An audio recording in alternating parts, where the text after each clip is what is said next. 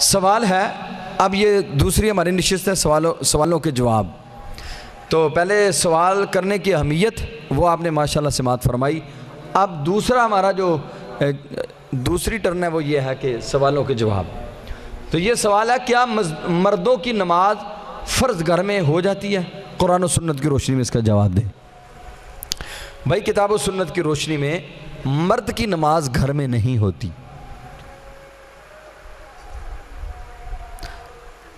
اس سے بڑے سارے دلائل ہیں، ایک دلیل دے کے میں آگے چلتا ہوں۔ عبداللہ ابن ام مکتوم رضی اللہ تعالیٰ عنہ نابینا صحابی تھے، رسول اللہ صلی اللہ علیہ وسلم کے پاس آئے۔ توجہ میری طرف کریں ذرا، اللہ کے رسول صلی اللہ علیہ وسلم کے پاس آئے، آ کر کہنے لگے یا رسول اللہ صلی اللہ علیہ وسلم، آپ ہمیں یہ بیان فرما دیں، کیا میں نابینا آدمی ہوں؟ انی رجل ضریر البصر لیس لی بقائد، میں ضریر البصر یعنی نابینا آدمی ہوں، مجھے کو پکڑ کے لانے والا بھی نہیں ہے، میرا گھر بھی مسجد سے بہت دور ہے، میرے اور آپ کے درمیان ایک نالہ حائل ہے، وَإِنَّ الْمَدِينَةَ كَثِيرَةُ الْحَوَامِ وَالسِّبَاعِ، اور مدینہ کے آس پاس آپ کو پتہ ہے آبادی کم ہے اور درندے ہیں، سپٹھویں بھی ہیں، تو کیا مجھے گھر میں نماز پڑھنے کی اجازت ہے؟ رسول اللہ صلی اللہ علیہ وسلم نے فرمایا اتسمع حی علی الصلاۃ حی علی الفلاح، کیا حی علی الصلاۃ حی علی الفلاح کی آواز آپ کے کانوں میں پڑتی ہے؟ محبوب پڑتی ہے۔ فرمایا پھر آپ کو مسجد میں آ کے ہی نماز ادا کرنا ہوگی۔ اب سوچئے کہ جو بندہ گھر میں نماز ادا کر رہا ہے، یہ اس کی ٹانگیں کام نہیں کرتی، لولا ہے، کیا اس کی آنکھیں نہیں ہیں، اندھا ہے، کانوں سے بہرا ہے، کیوں گھر میں نماز پڑھ رہا ہے؟ مرد کو نماز کہاں پڑھنی چاہیے؟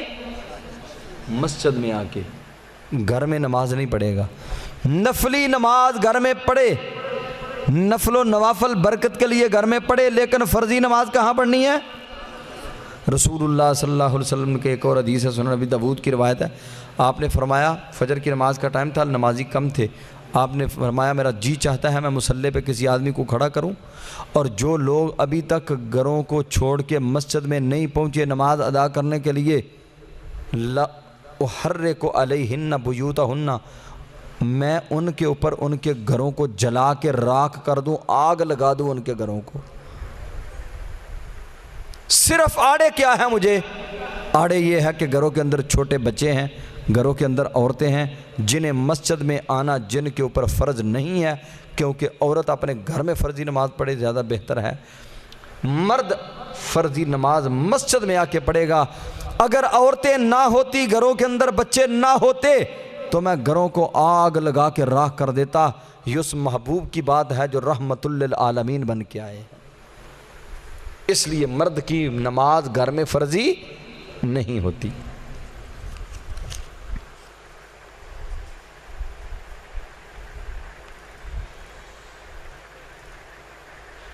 اگر کوئی شخص نماز پڑھ رہا ہو تو کوئی دوسرا شخص مسجد میں آ کر سلام لے تو اس سلام کا جواب کیسے دینا چاہیے؟ بھائی مسجد میں آپ داخل ہوئے ہیں، مین گیٹ سے آپ انٹرنس سے داخل ہوئے ہیں، آپ آ کے کہہ دیتے ہیں السلام علیکم ورحمۃ اللہ وبرکاتہ۔ یہ کہنا سنت نبوی سے ثابت ہے، حدیث رسول سے ثابت ہے۔ مسجد میں آ کے کیا کہنا ہے؟ السلام علیکم۔ ویسے تو گھر میں بھی جائیں تو گھر والوں کو بھی سلام کہنا چاہیے۔ رسول اللہ صلی اللہ علیہ وسلم نے فرمایا من دخل بیتہ بسلام، جو اپنے گھر میں داخل ہوتا ہے اور گھر والوں کو سلام کہتا ہے، فہو ضامن علی اللہ، اللہ اسے دو چیزوں کی ضمانت دیتا ہے۔ گھر میں داخل ہوتے ہوئے سلام کہتا ہے تو اللہ دو چیزوں کی ضمانت دیتا ہے، ان عاشا رزق و کفیہ، اگر زندہ رہا اللہ اتنا رزق دے گا کبھی اس کے گھر کے اندر فاقہ نہیں آئے گا، اور اللہ کہتے ہیں میں اسے آپ کافی ہو جاؤں گا جو گھر میں اپنے بیوی بچوں کو سلام کہہ کے داخل ہوتا ہے۔ اور اگر گھر میں داخل ہوا تھا، سلام لے کے داخل ہوا تھا، فوت ہو گیا، ادخلہ اللہ الجنہ، اللہ نے اسے جنت کے داخلے عطا کر دیے ہیں۔ یعنی گھر میں داخل ہوتے ہوئے سلام کہنے کی اتنی اہمیت ہے۔ یہ سپیکر والا کدھر ہے یار؟ اس کی ایکو تو بند کر دو، بالکل صاف کر دو، اس کو ایکو ختم کر دو۔ تو یہ جو سوال ہمارے پاس سوال آیا تھا سلام لینا، مسجد میں آیا سلام لی، جو نماز پڑھ رہے لوگ ہیں، جو جماعت کے اندر کھڑے ہیں، یا کوئی بندہ نماز پڑھ رہا ہے تو اس کو کیا کرنا چاہیے؟ رسول اللہ صلی اللہ علیہ وسلم کی حدیث کے مطابق نماز پڑھ رہا ہے، آگے کسی نے سلام کہا تو وہ کیا کرے گا؟ اپنے ہاتھ کے ساتھ اس طرح اشارہ کر دے گا، اپنے ہاتھ کے ساتھ، یہ میرے ہاتھ کو دیکھ رہے ہیں آپ لوگ، اس طرح اپنے ہاتھ کے ساتھ اشارہ کر دے گا، یہ اس کے سلام کا جواب ہو گیا ہے۔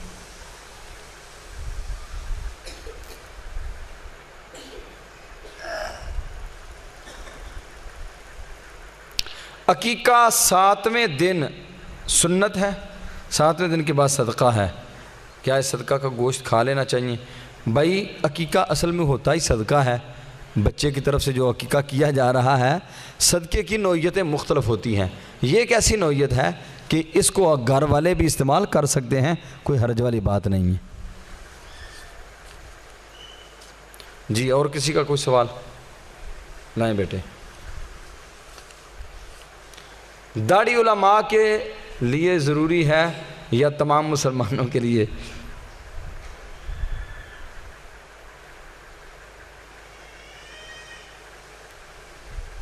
دکان پر کام نہیں، یہ آگے سمجھ نہیں آ رہی کیا لکھا ہوا ہے۔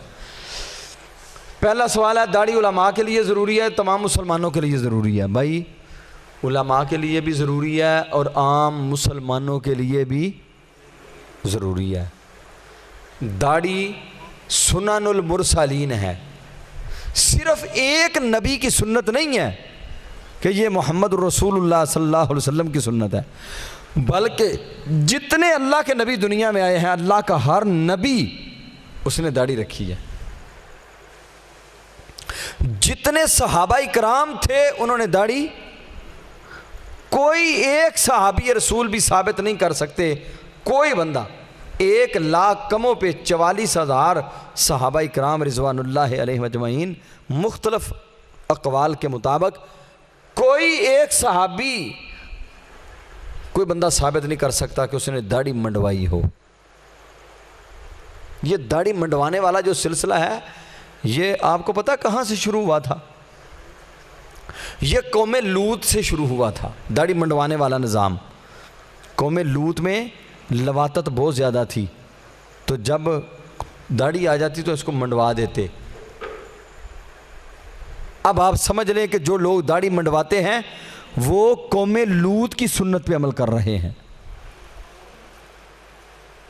رسول اللہ صلی اللہ علیہ وسلم نے فرمایا وَعْفُ اللُّحَىٰ، داڑھیوں کو معاف کرو، اپنے اللہ سے ڈرو اور اپنا چہرہ محمد رسول اللہ کی سنت کے مطابق بناؤ۔ میں نے ایک دن ایک جنازہ پڑھایا، بندہ ابھی داڑھی منڈوا کے گیا ہے، ڈسکا کا بندہ تھا، جہاں میں نمازیں وغیرہ، جہاں میں امام ہوں وہاں کا، ابھی اس نے داڑھی منڈوا کے گیا تو گاڑی پہ اسلام آباد جا رہا تھا، ابھی وہ ڈسکا میں ایک جگہ ہے سوابا سے 7 نمبر چنگی، 8 نمبر چنگی پہ پہنچا ہے، وہاں اٹیک ہوا، وہاں ہی فوت ہو گیا۔ جب میں جنازہ پڑھانے کے لیے، جب میں نے اس کے میرا بھی جاننے والا تھا، اچھا خاصا میری بہت زیادہ قدر کرتا تھا، جب میں نے اس کو دیکھا، پہلے اس نے چھوٹی چھوٹی داڑھی رکھی ہوئی تھی، تو اس کو میں کہتا رہتا تھا یار داڑھی بڑی کر لو، لیکن داڑھی میں اس کی حلیہ اور کیفیت کچھ اور لگتی تھی۔ جب اس نے داڑھی کلین شیو کروا کے گیا، اللہ جانتا ہے اتنی تکلیف مجھے زندگی میں کبھی کوئی جنازہ پڑھاتے ہو نہیں آئی، جتنی تکلیف میں نے اس دن محسوس کی کہ یار یہ ابھی داڑھی منڈوا کے گیا تھا، موت آ گئی ہے، فوت ہو گیا ہے، ابھی قبر میں جائے گا، اللہ کے فرشتے اسے اٹھائیں گے اور اللہ کے فرشتوں کے سامنے یہ کیا جواب دے گا؟ قیامت کے دن رسول اللہ کے سامنے بھی ہم نے کھڑے ہونا ہے، حوض کوثر پہ رسول اللہ سے ملاقات اس حال میں ہو گئی تو کیا جواب دیں گے جب چہرے پہ سنت کو قتل کیا ہوا ہے؟ کبھی ٹھنڈے دل سے سوچیں، کبھی سوچیں، جو لوگ داڑھی منڈواتے ہیں وہ کبھی ٹھنڈے دل سے سوچیں، رات کو جب سرانے پہ سر رکھ کے آپ سونے لگتے ہیں تو سوچیں کہ اگر داڑھی درست نہ ہوتی تو اللہ اپنے نبی کے چہرے پہ کبھی نہ سجاتا۔ کائنات کے تمام چہروں سے بہترین چہرہ کس کا تھا؟ سارے بولیں ذرا، کس کا تھا؟ رسول اللہ صلی اللہ علیہ وسلم کا۔ اور اللہ کی قسم، اللہ کے نبی کی داڑھی آپ کی سنت کے مطابق جس کا چہرہ نہیں، وہ کیسا رسول اللہ کا تابعدار اور فرما بردار ہے؟ غیر مسلموں کی سنت پہ عمل کر رہا ہے، قوم لوط کے عمل پہ عمل کر رہا ہے۔ کتنا بڑا ظلم ہے داڑھی منڈوانا، کتنا بڑا ظلم ہے۔ تو میرے بھائیوں، جو میرے بھائی یہاں پہ بیٹھے ہوئے ہیں جنہوں نے داڑیاں منڈوائی ہوئی ہیں، صرف آج یہی سوچ لیں کہ یار اگر مجھے اس حال میں موت آ گئی تو میں اللہ کے رسول کو کیا چہرہ دکھاؤں گا۔ اللہ کریم نے مجھ سے پوچھ لیا کہ میں نے اپنے سب سے بہترین بندے کے چہرے پہ داڑھی کا حکم دیا تھا اور میں نے سنت قرار دیا تھا اپنے نبی کی، تو آپ نے میرے رسول کی سنت پہ عمل کیوں نہیں کیا؟ تو آپ کیا وہاں جواب دیں گے؟ اور یہ مت سوچے کہ داڑھی سنت ہے، داڑھی فرض ہے، داڑھی رکھنا فرض ہے، اللہ کے نبی، ہر نبی کی سنت ہے۔ اللہ سے دعا کریں اللہ عمل کی توفیق عطا فرمائے۔ داڑھی کو کلر کرنا سنت ہے۔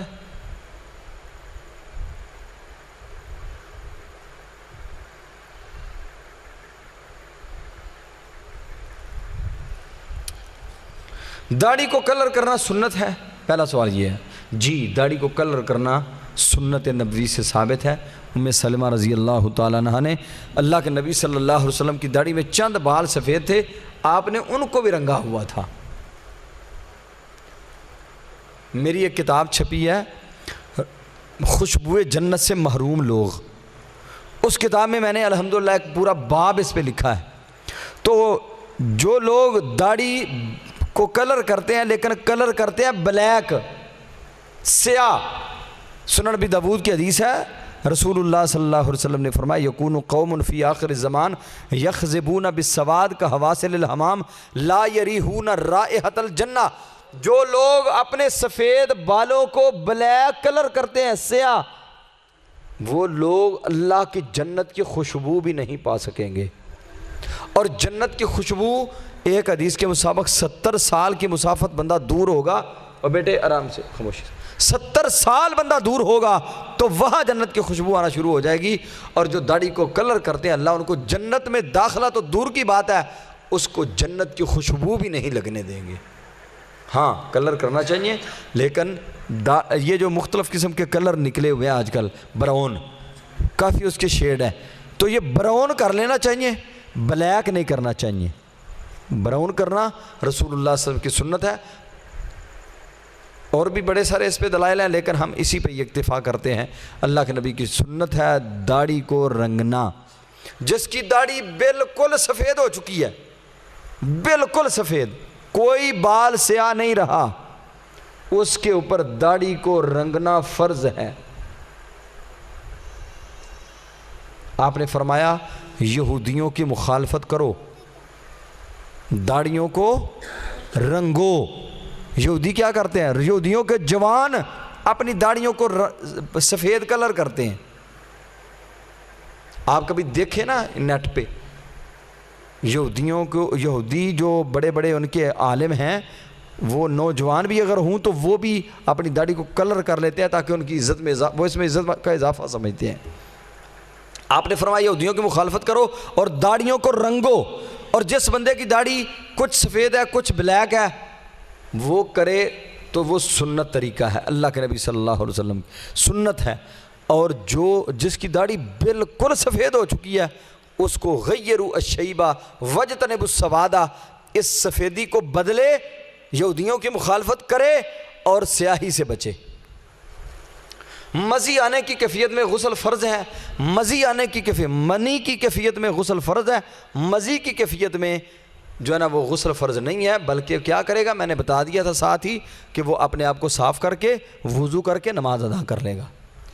زخمی صحابی جس نے کو غسل کا کرنے سے فوت ہو گیا اس کو کیا کرنا چاہیے تھا؟ ہاں اس کو تیمم کر کے نماز پڑھ لینی چاہیے تھی، اس کو تیمم کر کے نماز پڑھ لینی چاہیے تھی۔ اگر جسم کی ایسی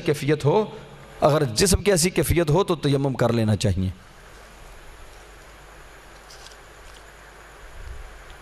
تصویر بنانا جائز ہے، وضاحت سے اس کا جواب دیں. بھائی تصویر بنانا جائز نہیں ہے، قطعاً حرام ہے، درست نہیں ہے. رسول اللہ صلی اللہ علیہ وسلم نے اس کی بڑی ساری وعیدیں بیان فرمائی ہیں. تصویر بنانا بنوانا دونوں ہی غلط ہے. ہاں جو ہمارے اب حالات ہیں، مثال کے طور پہ پاسپورٹ ہے، شناختی کارڈ ہے، دیگر اداروں کے اندر ملازمت کے لیے تصویر کے لیے تصویر بہت ضروری ہمارے اوپر ہمیں مجبور کر دیا گیا ہے. ایسی کیفیت میں بنانا اس بنانے والے کو گناہ نہیں ہے. جن لوگوں نے یہ قانون ضابطے وضع کیے ہیں اور عام مسلمانوں کو مجبور کیا ہوا ہے، اس کے ذمہ دار اللہ کے ہاں وہ ٹھہریں گے. ایسی کیفیت میں آپ دیکھیں نا، حج بیت اللہ کے لیے جانا، اس کے لیے بھی جب تک آپ تصویر نہیں بنواتے، آپ کا نہیں بنتا پاسپورٹ، نہیں بنتا آپ کا شناختی کارڈ، نہیں بنتا، تو آپ عمرہ نہیں کر سکتے، آپ حج نہیں کر سکتے. تو کس قدر بڑی پریشانی ہے. اس لیے ایسی مجبوریوں کے پیش نظر بنوائی جا سکتی ہے. یہ سوال ہے مردوں کو کفن سفید کیوں دیا جاتا ہے؟ بھائی اس لیے دیا جاتا ہے کہ یہ رسول اللہ صلی اللہ علیہ وسلم کی سنت ہے. اذان کے بعد مسجد سے جانا کیسا ہے؟ رسول اللہ صلی اللہ علیہ وسلم نے فرمایا اذان ہو جائے تو اذان کے بعد مسجد سے نہیں جانا چاہیے. نماز پڑھ کے پھر جا سکتا ہے، نماز پڑھے بغیر مسجد سے نکلنا درست نہیں ہے. سعید بن مسیب رحمہ اللہ کے پاس ایک آدمی آیا تو اذان ہو گئی. اس نے سعید بن مسیب رحمہ اللہ کچھ بیمار تھے، وہ تیمارداری کے لیے آیا، تو وہ اذان ہونے کے بعد جانے لگا تو حضرت فرمانے لگے آپ اذان ہو گئی ہے نہ جاؤ، نماز پڑھ کے جانا. تو وہ بندہ پھر کہنے لگا میرے باہر کچھ ساتھی میرا انتظار کر رہے ہیں تو میں نے ان کو ملنا ہے، آپ مجھے جانے دیں. مورخین نے لکھا ہے ابھی وہ باہر ہی نکلا ہے، اپنی سواری سے گرا اور اس کی ران کی ہڈی ٹوٹ گئی. اس کی ران کی ہڈی ٹوٹ گئی. سعید بن مسیب رحمہ اللہ کو کسی بندے نے بتلایا کہ جو بندہ ابھی آپ کے پاس سے ہو کے گیا ہے اس بندے کی ران کی ہڈی ٹوٹ گئی ہے. تو سعید بن مسیب فرمانے لگے قرآن کریم کی آیت کریمہ فَلْيَحْذَرِ الَّذِينَ يُخَالِفُونَ عَنْ أَمْرِهِ أَن تُصِيبَهُمْ فِتْنَةٌ أَوْ يُصِيبَهُمْ عَذَابٌ أَلِيمٌ. جو اللہ کے رسول کے فرمان کی مخالفت کرتے ہیں انہیں کسی فتنے میں مبتلا ہونا پڑ جاتا ہے یا انہیں عذاب علیم سے دوچار ہونا پڑتا ہے. اس نے رسول اللہ کی حدیث کی مخالفت کی تھی، اذان ہونے کے بعد نکل گیا تھا، اس کو چاہیے تھا کہ وہ نماز ادا کر کے جاتا. اللہ کہ کوئی ایسی حاجت ہے، مثال کے طور پہ ایک مسجد کا امام آپ کے قاری صاحب کو ملنے کے لیے آیا ہوا ہے، ادھر مسجد میں اذان ہو گئی ہے، اس نے اپنی مسجد میں جماعت کروانی ہے، اب اس کو کیا کرنا چاہیے؟ اس کو جانا چاہیے یا نہیں؟ جانا چاہیے، کیونکہ اس نے جا کے نماز ہی تو پڑھنی ہے. یا پھر کوئی ایسی حاجت لاحق ہو گئی ہے، مثال کے طور پہ ایک بندہ ہے اس کو قضائے حاجت کے لیے جانا ہے، اذان ہو چکی ہے، وہ مسجد میں تھا، قضائے حاجت ہے، مسجد میں کوئی اہتمام نظر نہیں آتا، اب اس کو کہیں دور جانا پڑ گیا یا کسی مسجد میں جانا پڑ گیا یا گھر جانا پڑ گیا.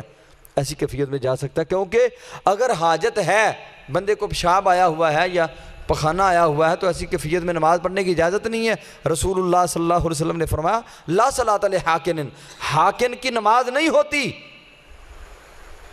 پیشاب روکا ہوا ہے، کبھی ادھر ہو رہا ہے کبھی ادھر ہو رہا ہے نماز میں، ٹھیک ہے، اور نماز بھی پڑھ رہا ہے، اس کیا نماز پڑھے گا وہ؟ اس لیے ایسی حاجت لاحق ہو جائے تو اذان کے بعد نکل سکتا ہے، ورنہ اس کو مسجد سے اذان کے بعد نہیں نکلنا چاہیے. اذان ایک مسجد میں پڑھ کر دوسری مسجد میں پڑھنا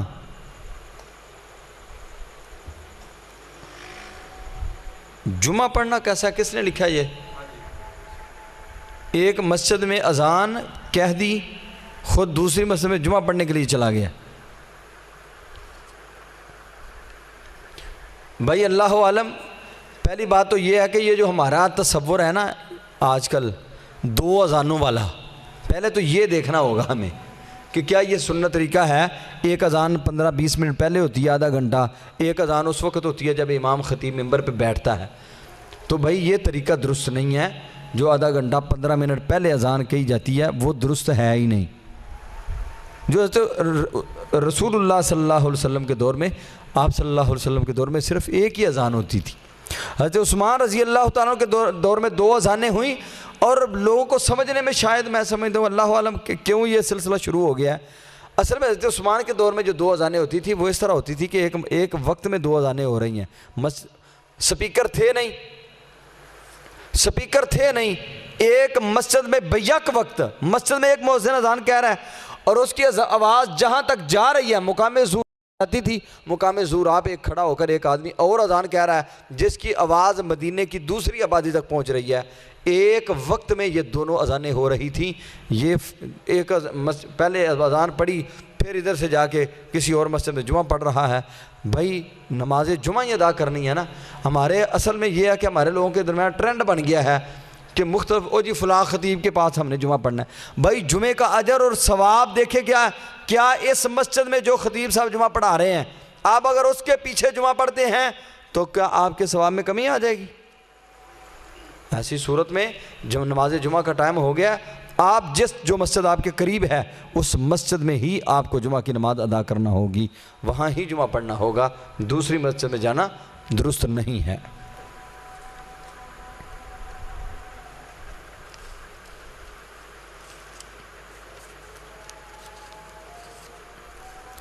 اگر قربانی کی گنجائش نہ ہو تو پھر کیا کرنا چاہیے؟ پھر قربانی نہیں کرنی چاہیے. گنجائش ہی نہیں تو پھر کیا کرنا چاہیے؟ نہیں کرنی چاہیے. کچھ لوگ ایسے ہیں کہ جو گنجائش ایسے بنا لیتے ہیں او جی میں مارکیٹ چو بڑا سارا پیسہ جڑنا میرے تے قرض چڑھے ہیں. بھائی مارکیٹ میں آپ کام کر رہے ہو, آپ کے اوپر قرض ہے, جہاں آپ کے اوپر قرض ہے وہاں آپ نے لوگوں سے لینے بھی تو ہیں. اگر آپ نے 1 لاکھ قرض دینا ہے تو 1 لاکھ لینا بھی ہے, برابر ہو گیا یا نہیں؟ پھر قرض ہے اس کے اوپر. اگر ایسی صورت ہے تو پھر اگر کوئی کسی سے کچھ وقتی طور پہ پیسے پکڑے کے بھی قربانی کرنی پڑے تو کر لینی چاہیے, بلکہ ضروری ہے کرنی چاہیے. اس بندے کی گنجائش ہے جس کے پیسے لینے والے بھی دینے والے بھی مارکیٹ کے اندر اتنے موجود ہیں, اسے قربانی کرنی چاہیے. ہاں واقعتاً اس کے اوپر قرض ہے اور قرض اتارنے کے لیے اس کے پاس کچھ بھی نہیں, اس کے اوپر قربانی نہیں ہے. خلا کا مطالبہ کرنے والی کون سی ہے؟ رسول اللہ صلی اللہ علیہ وسلم نے فرمایا المختلعات ہن المنافقات. جو عورت بغیر کسی شرعی عذر کے اپنے شوہر سے خلا طلب کرتی ہے, رسول ہاشمی صلی اللہ علیہ وسلم نے فرمایا یہ منافقہ عورت ہے, منافقہ. اور ایک حدیث میں آپ نے فرمایا ایما امرأة سألت زوجہا طلاقا من غیر باسن بہی لا لم یرہ رائحۃ الجنہ.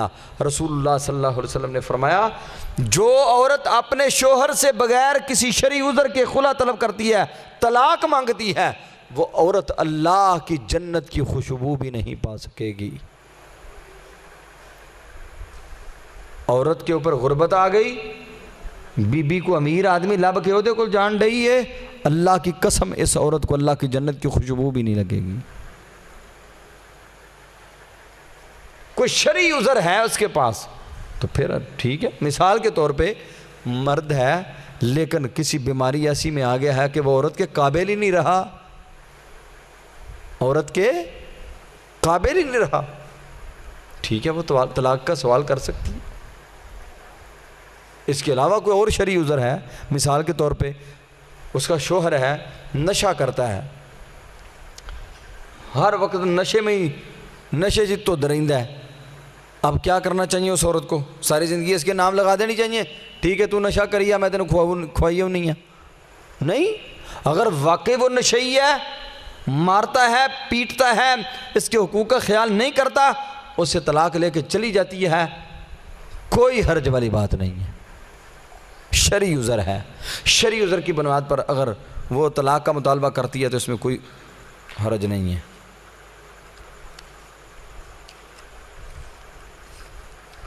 والدہ فوت ہو گئی, خواہ آتی ہے اور کندھے دباتی ہیں سختی سے, کیا تعبیر ہے اس کی؟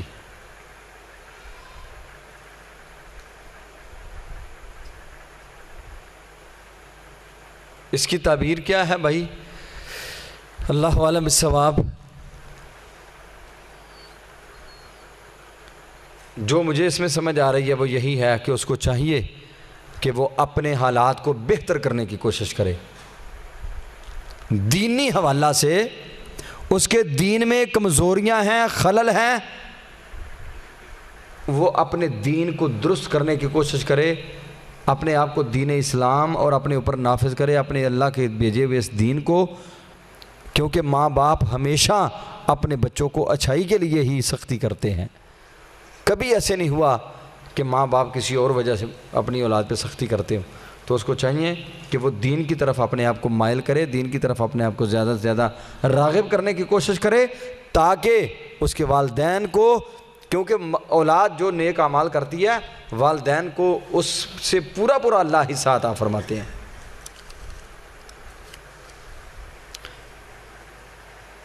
رفع الیدین سے منع کر دیا گیا ہے، اہل حدیث کیوں کرتے ہیں؟ بھائی رفع الیدین سے منع نہیں کیا گیا۔ صحیح البخاری کے اندر ایک بھی روایت عدم رفع الیدین کی نہیں ہے۔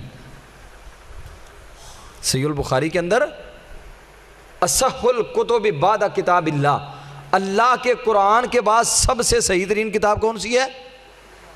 سارے بولیں صحیح بخاری۔ صحیح بخاری کے اندر ایک بھی روایت ایسی نہیں ہے جو عدم رفع الیدین پہ ہو۔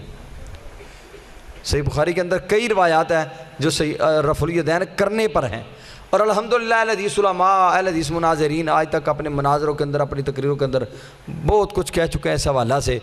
آج تک کوئی حنفی عالم یہ ثابت نہیں کر سکا کہ رسول اللہ صلی اللہ علیہ وسلم سے رفع الیدین کا منسوخ ہونا یہ ثابت نہیں کر سکا۔ حتیٰ کہ امام ابو حنیفہ، ان کے شاگرد، وہ بھی رفع الیدین کرتے تھے۔ ابو بکر صدیق رضی اللہ تعالیٰ رفع الیدین کر کے نماز پڑھتے تھے، حضرت عمر رفع الیدین کر کے نماز پڑھتے تھے۔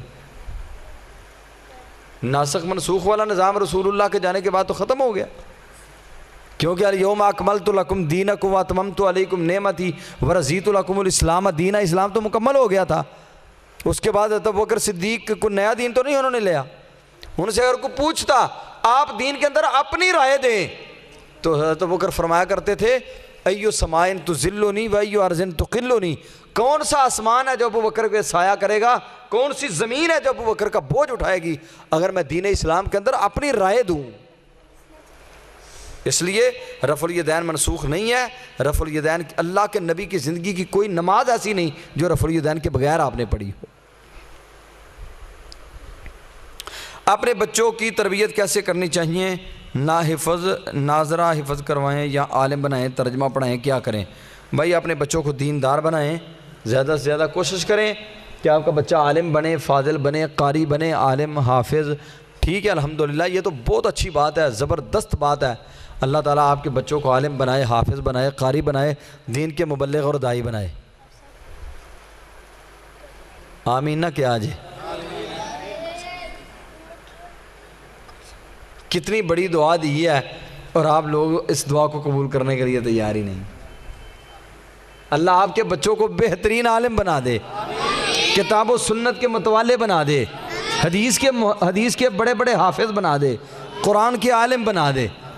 میری دعا ہے اللہ میرے بچوں کو بھی، آپ کے بچوں کو بھی دین اسلام کے مبلغ، داعی، کتاب و سنت کے متوالے بنا دے۔ لیکن اگر آپ کے بچے عالم نہیں بن سکے، کم از کم دین کو تو سمجھیں، 5 وقت کے نمازی تو ہوں۔ اور تربیت کے لیے یاد رکھیں، سب سے پہلے یہ ہے کہ تربیت کے لیے سب سے پہلے بندے کی اپنی تربیت ہونا ضروری ہے۔ ابے دی تربیت نہیں تے اپنی اولاد دی تربیت کیویں کرے گا؟ ابا آپ سگٹا پیندا، پتر نوں آندا سگٹا نہیں پینیاں، یہ کیسی تربیت ہو رہی ہے؟ بچوں کو کہتا ہے سگریٹ نہیں پینا، خود پی رہا ہے۔ بچوں کو کہتا ہے گالیاں نہیں نکالنی، خود گالیاں نکال رہا ہے۔ تربیت کر لے گا؟ بچوں کو کہتا ہے نماز پڑھو، آپ نہیں پڑھتا، بچے کیسے پڑھیں گے؟ بچوں کی تربیت کرنے کے لیے سب سے پہلے ماں اور باپ کی اپنی تربیت کا ہونا ضروری ہے۔ اسی لیے محمد الرسول اللہ صلی اللہ علیہ وسلم نے فرمایا تھا کسی دینی عورت سے نکاح کرو جس کو دین سمجھ ہو۔ کیوں؟ بچے کی سب سے پہلی درسگاہ ماں کی گود ہوتی ہے۔ اگر ماں دین کو سمجھنے والی ہو تو بچے امام بخاری بن کے اٹھتے ہیں۔ اگر ماں دین کو سمجھنے والی ہو بیٹے ابن تیمیہ بنتے ہیں۔ ماں دین سمجھنے والی ہو بیٹے ابن قیم بنتے ہیں۔ ماں دین سمجھنے والی ہو بیٹے امام ابو داود اور امام مالک ابن حنبل اور ابن قیم ابن تیمیہ عز الدین ابن عبدالسلام بن کے ابھرتے ہیں۔ اگر ماں ڈرامے دیکھنے والی، فلمیں دیکھنے والی ہو تو پھر آپ دیکھ رہے ہیں یہ عمران خان کے جلسوں میں ناچنے والیاں یہ کیا پیدا کریں گی؟ یہ ناچنے والے گویے اور یہ ڈانس کرنے والے ڈانسر پیدا کریں گی، یہ عالم دین پیدا نہیں کر سکتی۔ اس لیے ماں باپ کی پہلے تربیت ہونا ضروری ہے۔ اگر ماں باپ کی تربیت ہوگی تو پھر بچوں کی بھی انشاءاللہ اچھی تربیت ہو جائے گی۔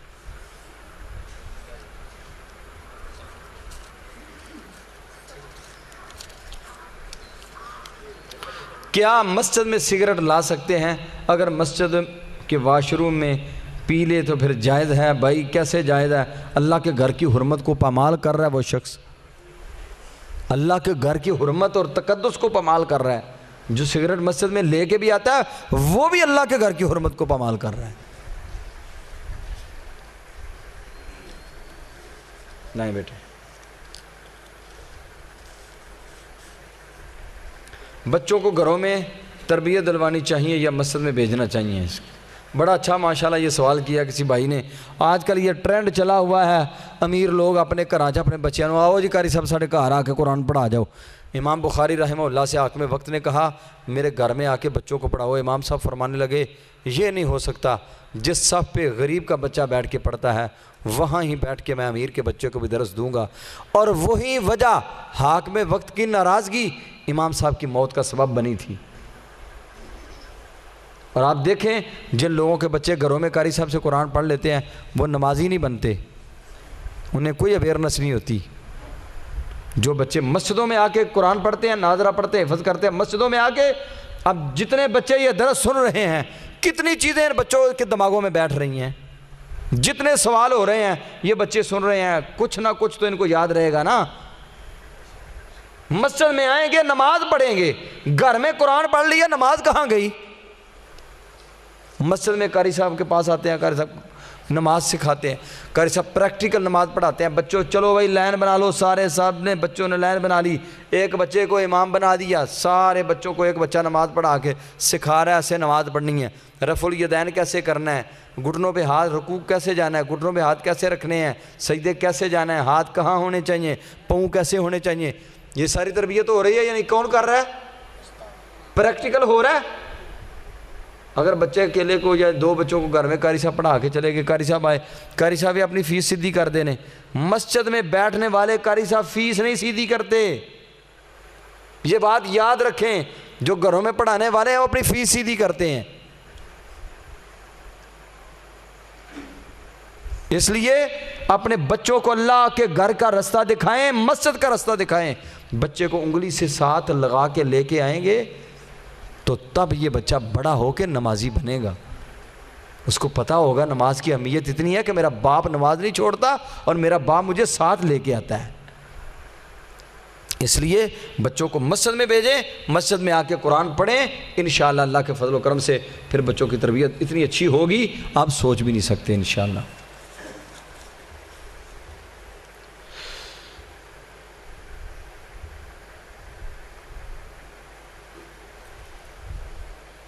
کیپ، یہ کس نے لکھا کیپ؟ ٹوپی، ہیں پڑھا ہی نہیں نا جا رہا صحیح طرح لکھا ہے۔ کیپ آگے پڑی ہو تو نماز جائز ہے یا نہیں ہے؟ ہاں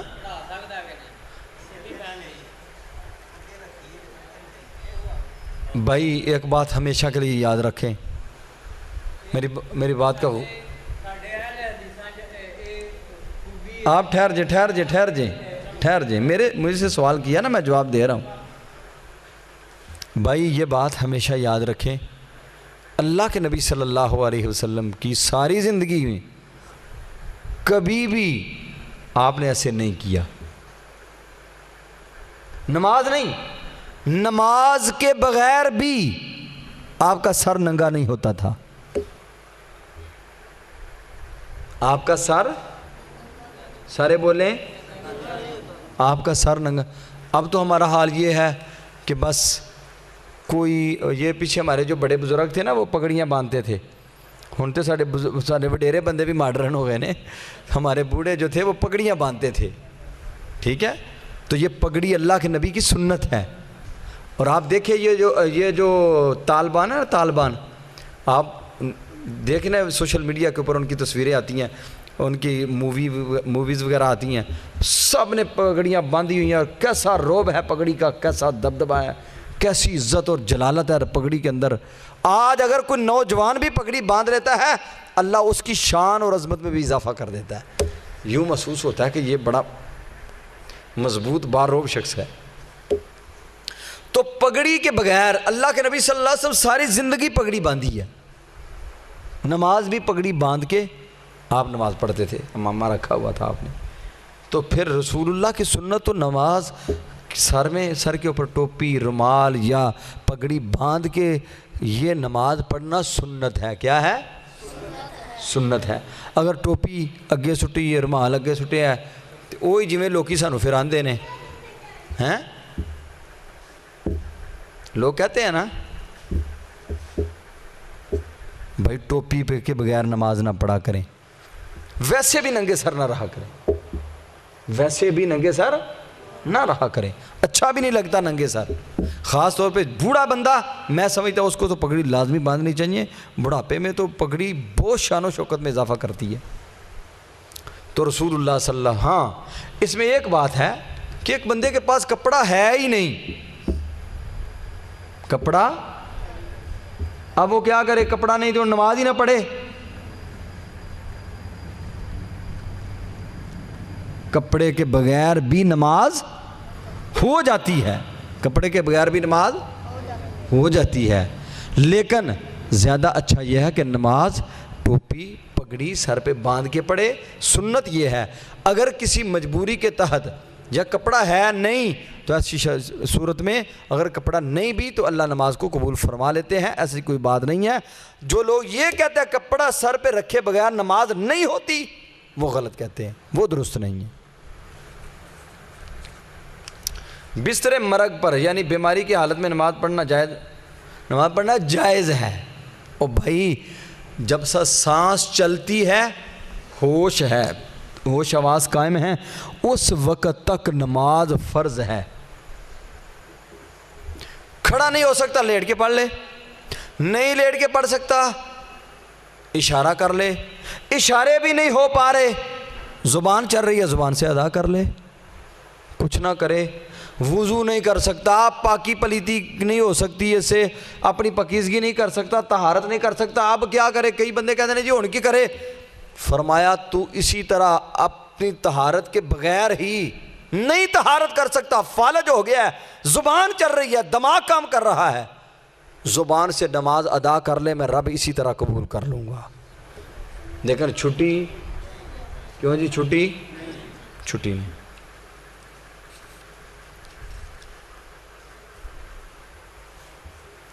نماز پڑھتے وقت کف فولڈ ہوں تو درست کرنا کیسا ہے؟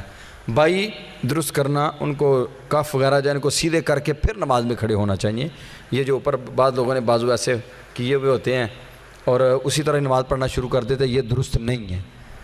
ان کو بالکل ہر کپڑا اپنی اپنی جگہ پہ ہو پھر نماز پڑھنی چاہیے۔ ہاں کچھ لوگ ایسے ہوتے ہیں کہ جنہوں نے ہاف بازو پہنے ہوتے ہیں، شرٹ پہنی ہے ہاف بازو ہیں، تو ہاف بازو ہیں اگر تو پھر کوئی حرج والی بات نہیں ہے، اسی طرح پڑھ سکتا ہے۔ بعد لوگ پینٹ شرٹ پا کے پڑھتے ہیں نماز، وہ پینٹ واہ سارا ہی کو حالات انہوں نے خراب ہوندے نے، تو ایسی شکل میں کوشش کرنی چاہیے کہ یہ پینٹ وغیرہ، یہ ٹروزر وغیرہ جو لوگ استعمال کرتے ہیں، نماز پڑھتے وقت ذرا بندہ اپنے اللہ کے حضور حاضر ہو رہا ہوتا ہے، ایسی کیفیت میں اگر اسے کہے کیا ٹروزر شرٹ پا کے جی چام لگا پھردا ہے تے سورے بھی جا تے سورے جان لگے تے سونے کپڑے پا کے جاندا ہے، رب دے گھر چ آن گیا ساری کائنات دے بادشاہ دے سامنے کھلوتا ہے تے کپڑے ویکھو کہڑے پائے نے۔ ایسی کیفیت نہیں ہونی چاہیے، لباس اچھا، اپنے اللہ کے حضور کھڑے ہونا ہے۔ عدالت کے کٹہرے میں جائے، عدالت کہتی ہے توہین عدالت کا کیس اس کے اوپر عدالت کر دیتی ہے، جج صاحب کی اس نے توہین کی ہے، عدالت کی توہین کی ہے، ساری کائنات کے بادشاہ کی عدالت میں آ کے کھڑا ہے، اسے پرواہ ہی نہیں ہے۔ لہٰذا اپنے کپڑے درست کر کے پھر اسے نماز میں کھڑے ہونا چاہیے۔ موبائل فون آن لائن قرآن پڑھانا کیسا ہے؟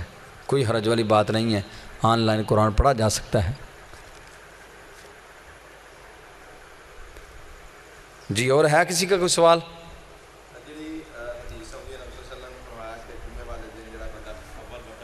جی جی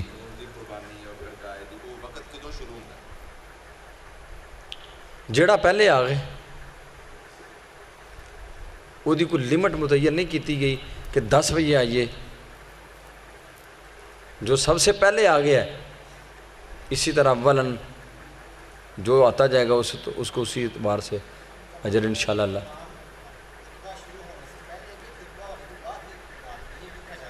اصل معاملہ یہ ہے کہ امام خطبہ جب امام بیٹھ جاتا ہے خطبہ دینے کے لیے، ٹھیک ہے نا، اس وقت جو آنے والے لوگ ہوتے ہیں، حدیث میں تو آتا ہے کہ اللہ کے فرشتے جو ہے نا وہ اب دفتر لپیٹ لیتے ہیں، ان کے تو نام ہی نہیں لکھے جاتے،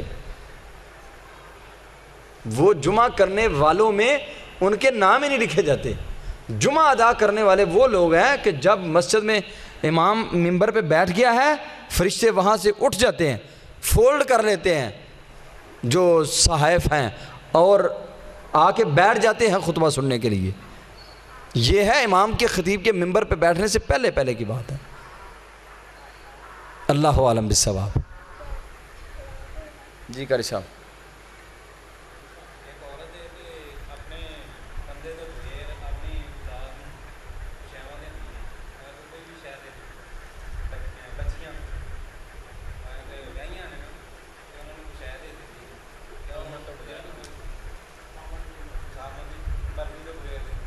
سوال یہ ہے، ٹھیک ہے، سوال یہ ہے کہ ایک عورت اپنے شوہر کے پوچھے بغیر اپنی بیٹیوں کی شادیاں ہو گئی ہیں، عام روٹین میں ہمارے معاشرے میں یہ ہوتا ہے نا، بیٹی آتی ہے تو ماں باپ کچھ نہ کچھ بیٹی کو دے کے گھر سے بھیجتے ہیں، یہی سوال ہے نا؟ ایسی شکل میں اگر وہ سمجھتی ہے کہ میں اپنے بچوں کو اپنے شوہر کے بغیر کچھ دوں گی تو وہ میرا شوہر تکلیف محسوس کرے گا، غصہ کرے گا، حالات خراب ہوں گے، ناچاکی ہوگی، اسے نہیں دینا چاہیے۔ اگر وہ یہ سمجھتی ہے، گھر کے ماحول کا ظاہر ہے عورتوں کو پتہ ہوتا ہے، اگر اسے معلوم ہے کہ اگر میں دے دیتی ہوں ٹھیک ہے میرے شوہر نے خوش ہونا ہے کہ میرے بچوں کو دیا ہے نا، میری بیٹی کو دیا ہے، تو کوئی حرج والی بات نہیں ہے۔ لیکن ایک صورت یہ ہے کہ شوہر گھر میں خرچہ ہی نہیں دیتا، بخیل ہے۔ رسول اللہ صلی اللہ علیہ وسلم کے پاس ایک عورت آئی، اس نے آ کے کہا یا رسول اللہ میرا شوہر جو ہے نا وہ مجھے گھر کے خرچے بھی پورے نہیں دیتا، کیا میں اس سے کچھ نہ کچھ چھپا سکتی ہوں اس کے؟ آپ نے فرمایا اتنا جس سے تیرے گھر کے اخراجات چلتے رہیں۔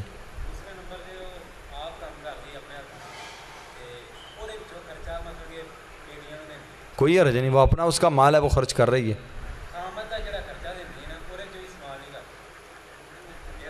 تو وہ اپنا مال استعمال کر رہی ہے بھائی، اس میں کوئی مذاق نہیں۔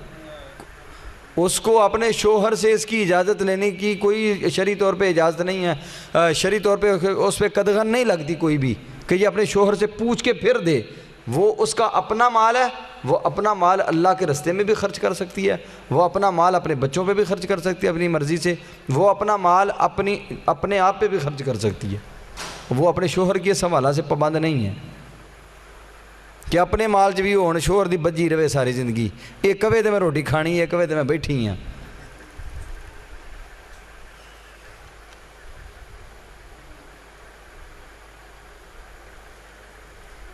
تہجد کی نماز کی تہجد ہی ہے؟ یہ کس نے سوال لکھا ہے؟ آپ نے لکھا ہے؟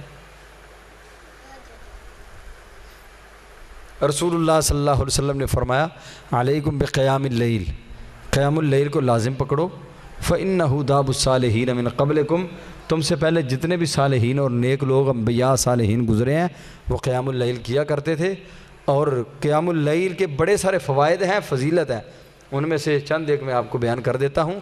فرمایا یہ اللہ کے قرب کا بہت بڑا ذریعہ ہے، اللہ کے قرب کا بہت بڑا ذریعہ ہے، وَمُكَفِّرَةٌ لِلسَّيِّئَاتِ، اور گناہوں کو مٹانے کا بہت بڑا ذریعہ ہے، وَمُطْرِدَةٌ لِلدَّاءِ عَنِ الْجَسَدِ، اور بیماریوں کو جسم سے نکال دیتی ہے تہجد کی نماز۔ یعنی جو بندہ تہجد کی نماز پڑھتا ہے اللہ کریم اس کے جسم کو مضبوط کر دیتے ہیں، اور اللہ اس کے جسم کو لاغر اور بیماریوں کا جو ہے نا وہ مرکز نہیں بننے دیتے جو لوگ تہجد کی نماز ادا کرتے ہیں۔ اور آپ دیکھیں آج کل بھی جو ہمارے وڈیرے بندے پورے پکے تہجد کے نمازی ہیں، وہ جناب کھڑے ہو کے رمضان المبارک کے قرآن بھی سنتے ہیں، وہ نوجوانوں سے بھی زیادہ مضبوط ہے صحت مند میں۔ یہ تہجد کی نماز کی فضیلت اور فوائد ہیں۔ اللہ تعالیٰ سے دعا ہے اللہ کریم مجھے اور آپ کو عمل کی توفیق عطا فرمائے، اور جو کچھ سنا سنایا اللہ اس پہ عمل کی توفیق دے، اور جو آپ نے میرے سے سوالات کیے ان سوالات میں جتنی میرے پاس ہمت تھی میں نے بھرپور دیانت داری کے ساتھ الحمدللہ جواب دینے کی کوشش کی ہے۔ اگر میرے سے کوئی کمی رہ گئی ہے تو میرا اللہ مجھے معاف فرمائے۔ اقول قولی ھذا استغفر اللہ لی ولکم ولسائر المسلمین سبحان ربک رب العزۃ عما یصفون وسلام علی المرسلین والحمد للہ رب العالمین۔